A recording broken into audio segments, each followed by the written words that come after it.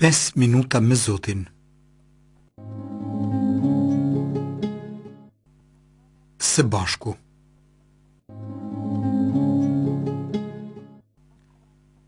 Pastaj Jezusi prap ju deftua nxënësve në bregët e detit e Tiberiadit. U deftua kështu. Ishin bashk. U tha Simon Pietri, po shkoj të gjuaj peshk. Po vim edhe ne me ty, i than ata. U nisën pra e hynë në lundër, por atë natë nuk zun asgjë. Pietri është me i natyrshmi, prandaj përcaktohet për t'ju kthye barkës e vet.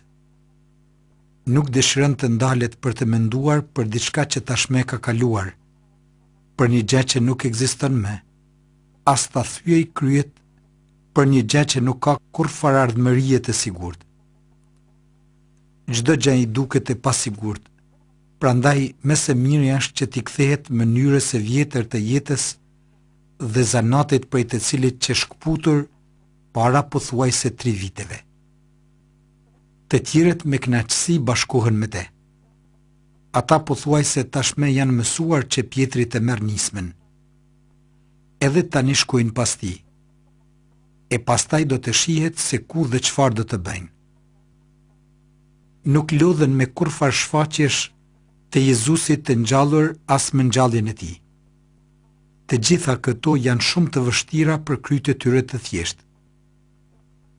Të shkojnë për të gjuajtur peshk që të pushojnë prej të gjithave, ndoshta edhe për t'i harruar të gjitha. Kjo është ajo gjë që ata sjellin në kokë. Edhe pse ajo natë premtonte peshkimin, e ata dëshirojnë përsëri ta provonin fatin, nuk zun asgjë. Edhe një mos sukses. Çdo gjë është kundër tyre. Të gjitha i bën, u nisën me hovë të ri në punën e vjetër, por asgjë. Natë e vdekur. Mendon ndonjëherë o Zot, që edhe unë të jem në të njëjtën situatë në të cilën ishin nxënësit e tu me njëherë pas vdekjes sate. Edhe unë i kam netet e mia në të cilat përjetova më sukses, dëshprim, e pra u përpoqa shumë që të bëja diçka.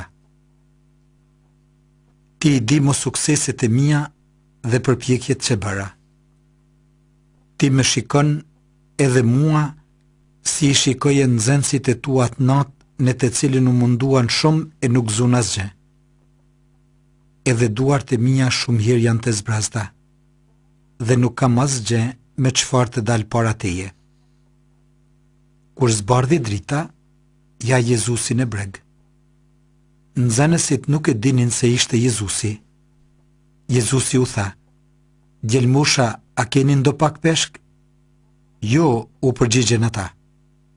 A ju tha, "Qitni rjetën në anën e djathtë të lundrës dhe do të gjeni." Ata e hodhen e nuk mund të nxirrnin aq u ngarkua me peshk. Ja, Jezusi këtu në afërsitë e tyre. Në natën e pasuksesshme, në dëshpërim dhe në dyshim. Përsëri nuk e njohin.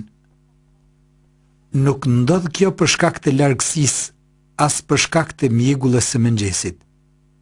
Thjesht, Jezusi është ndryshe pas ringjalljes. Mirëpo, ai përsëri është me ta në zanatin e tyre. Disa prej tyre i thirri pikrisht derisa po krynin këtë punë. Edhe tani, pas ngjalljes, duhet që ta përjetojnë Jezusin përsëri në punën e vet, por ndryshe nga ajo ku e takuan të parën herë dhe kur i thirri që të shkojnë pas tij. I quan fëmijës. Këtë emër Jezusi e shqiptoi me butësi tepër të madhe. Ai e kupton dëshpërimin e tyre dhe të gjitha ato që përjetuan për shkak të tij ditëve të fundit. Interesohet për ta. Ai përsëri e ka nismën. Dëshiron t'u ndihmoj. Të falenderoj o Zot, që edhe me ne sillesh kështu. Nuk të njohim e ti je me ne. në kujdeset tona të përditshme, në punët tona dhe në zanatet tona. Kur errësohet shikimi jon në ty për shkak të dëshpërimit dhe të mos suksesit, ti na propozon mundësi në re. Atëherë kuptojmë se si ishe afër nesh edhe pse ne nuk të njohëm. Atëherë kuptojmë se si me hirin tënd i hidhim rjetat në anën e duhur dhe përshkimi ishte i begatshëm.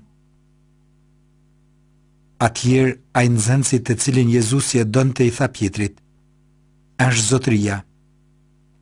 Simon Pietri si dëgjoi se është zotëria, u mbështoll me petku në sipërm, sepse ishte i zhveshur dhe u hodh në det.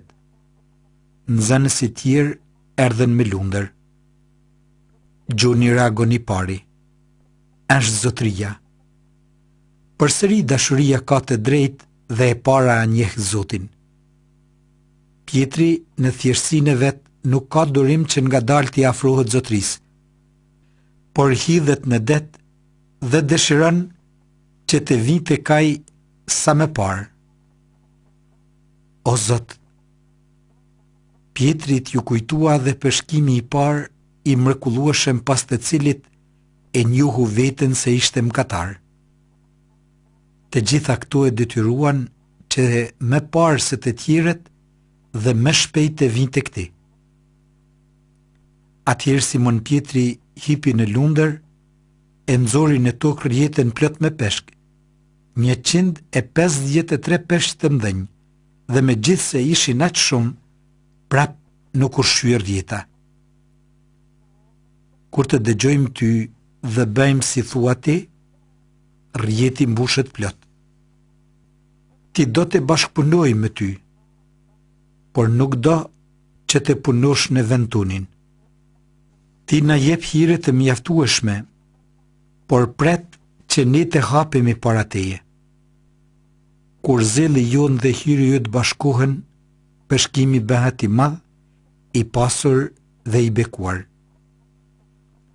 Me ndihmo të lutem që ta kuptoj këtë gjë. Jezusi u tha: "E jani e hani." Askush prej nxënësve nuk pati guxim ta pyes: "Kush je ti?" sepse e dinin mirë se ishte zotëria. Jezusi u afrua, mori bukën e u dha, po ashtu edhe peshkun. Jezusi i përgatiti të gjitha. Ushqimi është gati. Ai u jep bukën dhe peshkun. Të gjitha këto u kujtojnë gjestet që bënte derisa jetonte me ta. Po, ky është zotëria i tyre. Askush nuk e pyet. E kanë të qartë, edhe pse duken sikur të ishin zgjuar nga një ëndër e rënd. Ngjallja nuk pranohet lehtë kur njeriu e ka shikimin e mjegulluar, kur mbi njeriu peshon realiteti i tokës dhe pluhuri i dendur. Hyj të ndihmoft që ta zbulosh praninë e Zotit në jetën tënde.